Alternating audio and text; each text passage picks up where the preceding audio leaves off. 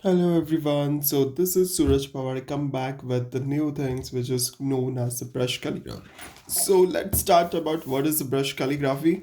So brush calligraphy it's the brushing letters or the styles which is writing in the similar forms which is known as a calligraphy.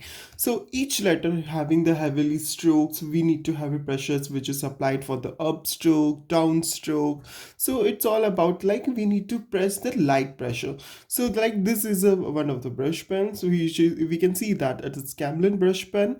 So you can see that the nip of that pens, right? So it's really fine tips. So this is all about, right? So you can purchase any brush pens, which is there are a lot of brush pens which is available in the market as well. So based on your priorities, based on your budget, so you can prefer anything. So there are n numbers of brush pens which is present. So the brush pens and the markers which is having the neon tip. So this called a neon tip which is utility over there. So you can see this is a fine tips. So these all are the like which is having fine neon tips of them.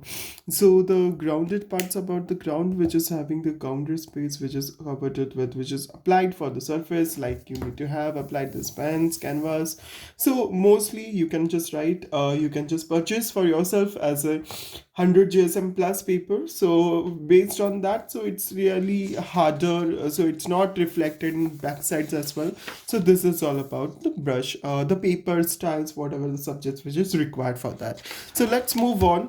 So the point about this one is like points you have to learn: introduction of brush pens, materials, tools, details, then brush pen holders, styles, and what kind of angles, what are the introduction of strokes, basic strokes, practice the stroke, lower structure, higher structure.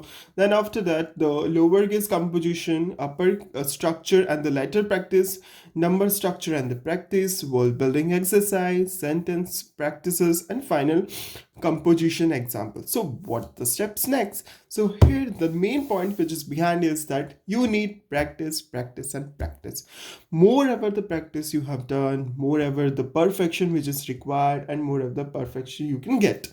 So this is all about. So in upcoming videos I will share about like what are the materials and tools which is required for that. So keep touch and keep watching and stay blasting for this. So hope you like it. Thank you.